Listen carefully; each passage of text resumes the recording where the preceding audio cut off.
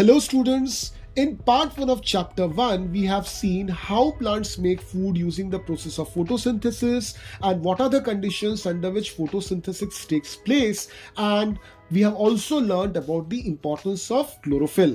Chlorophyll वो pigment है जो प्लांट्स को ग्रीन कलर देता है और साथ ही साथ क्लोरोफिल ही सनलाइट को ट्रैप करता है। अब सनलाइट फोटोसिंथेसिस के लिए बहुत इंपॉर्टेंट है, विदाउट सनलाइट फोटोसिंथेसिस नहीं हो सकता। मगर उन प्लांट्स का क्या कि जिनमें क्लोरोफिल नहीं होता।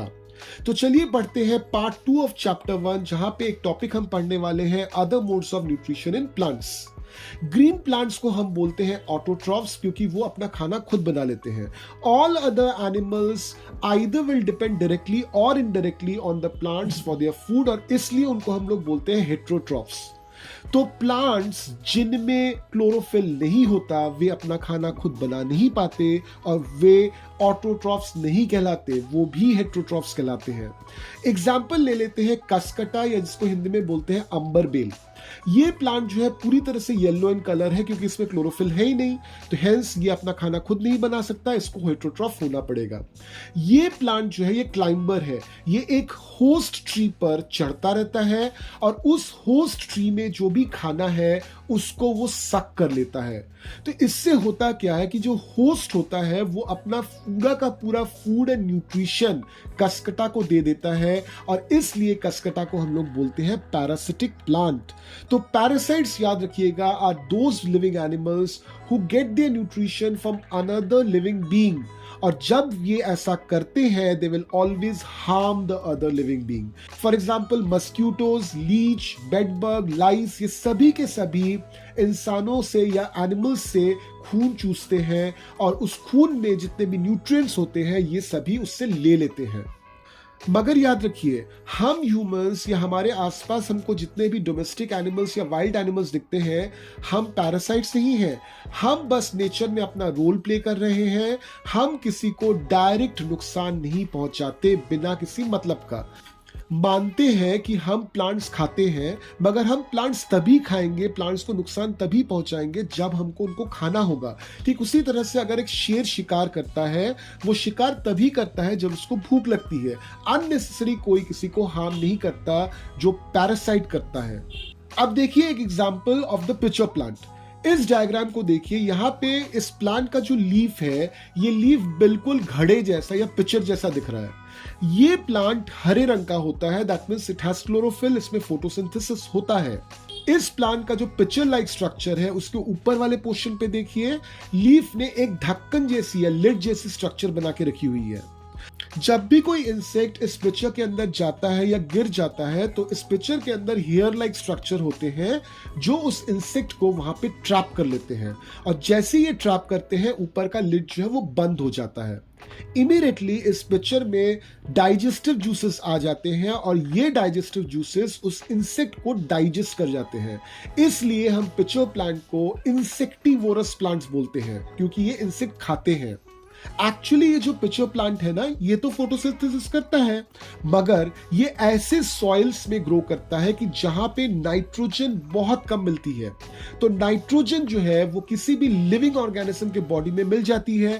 तो इस पिचर प्लांट को अपने आप को मॉडिफाई करना पड़ा to work as an insectivorous plant, ताकि ये इंसेक्ट्स को खा पाए और इंसेक्ट्स के बॉडी से इसको नाइट्रोजन मिल जाए। ठीक इसी तरह का और एक इंसेक्टिवोरस प्लांट है वीनस ट्रैफलाई प्लांट। आपने मशरूम्स तो देखे ही होंगे। जब वुड बहुत दिनों से पानी में पड़ा होता है तो उसमें मशरूम्स उगाते हैं। ठीक उसी तरह से अगर आपके घर में ब्रेड पड़ा हुआ है बहुत दिनों से तो उसमें एक डस्ट लाइक ग्रीन कलर का कुछ मटेरियल ग्रो कर जाता है। तो ये जो ग्रीन कलर का मटेरियल ग्रो करता है ये है फंगाई। क्वेश्चन ये आता है कि मशरूम और फंगाई इतने अजीबोगरीब जगह पे क्यों उगते हैं? The reason is these are the plants which will get their food from the dead and decaying matter, और इस तरह के प्लांट्स को हम लोग बोलते हैं सैप्रोट्रॉप्स, और इस तरह के न्यूट्रिशन को बोलते हैं सैप्रोट्रॉपिक न्यूट्रिशन। अब फंगाई जो है वो कभी कभार हमारे लिए बहुत डेंजरस हो सकता है।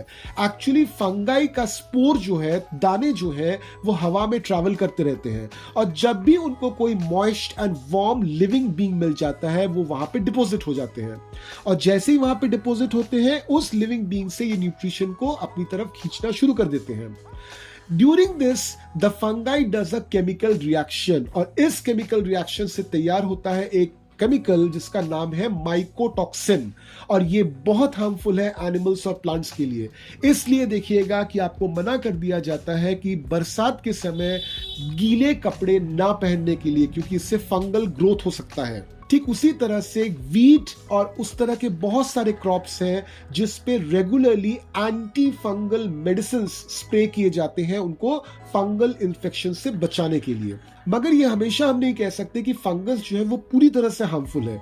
कुछ ऐसे लिविंग बींग्स हैं जिनके लिए फंगस बहुत जरूरी है। Take an example of lichen. Lichen एक कैटेगरी ऑफ लिविंग बींग है जिसको हम लोग बोलते हैं एल्गे। फंगस लिचन को शेल्टर, वाटर और मिनरल्स देता है, और लिचन जो एक ग्रीन प्लांट है यानी कि ऑटोट्रॉफ है, ये फंगाई को फूड देता है। ठीक उसी तरह से अगर हम प्लांट्स के रूट की बात कर लें तो उस रूट्स में फंगस होते हैं जो मिनरल्स और वाटर को प्रॉपर्ली एब्जॉर्ब करने में हेल्प करते हैं। इसके बदले में उस फंगस को क्या मिलता है, उस प्लांट के रूट के जरिए उसको शेल्टर मिल जाता है एज वेल एज फूड मिल जाता है। तो इस तरह का न्यूट्रिशन जहां पे एक लिविंग ऑर्गेनिज्म दूसरे लिविंग ऑर्गेनिज्म को न्यूट्रिशन प्रोवाइड कर रहा है या कोई तरह का हेल्प प्रोवाइड कर रहा है, इसको हम लोग बोलते हैं सिम्बायोटिक न्यूट्रिशन, और इस तरह के रिलेशनशिप को हम लोग बोलते हैं सिम्बायोसिस।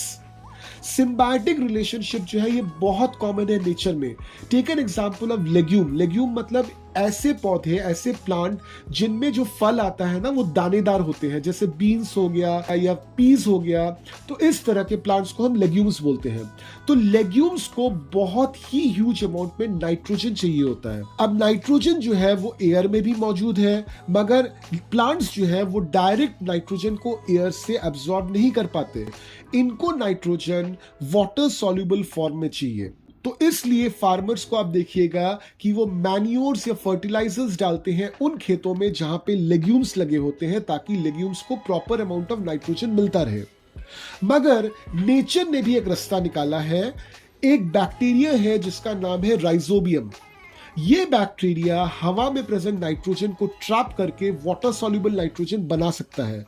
तो ये बैक्टीरिया जनरली लेग्यूम्स के रूट में पाया जाता है और लेग्यूम्स को नाइट्रोजन की सप्लाई देता रहता है। और लेग्यूम्स क्या करते हैं, इस बैक्टीरिया को अपने साथ रखते हैं, उसको शेल्टर देते हैं, साथ में उसको फूड प्रोवाइड करते हैं। तो ये भी एक तरह का सिम्बायोटिक रिलेशनशिप ही है, और इससे हमको बहुत फायदा होता है, क्योंकि फार्मर्स को उन खेतों में जहां पे राइजोबियम लगा हुआ है लेग्यूम्स में, कम अमाउंट ऑफ मैन्योर या कम अमाउंट ऑफ फर्टिलाइजर स्प्रेड करना पड़ता है। तो इससे खत्म हो जाती है हमारे चैप्टर 1 की स्टडी। पेज नंबर 6 में दी हुई है एक्टिविटी 1.2, जिसको आप आसानी से कर सकते हो। वापस हम मिलेंगे पार्ट 3 ऑफ चैप्टर 1 में, जहां पे हम लोग डिस्कस करेंगे इस चैप्टर के exercises. Till then keep learning.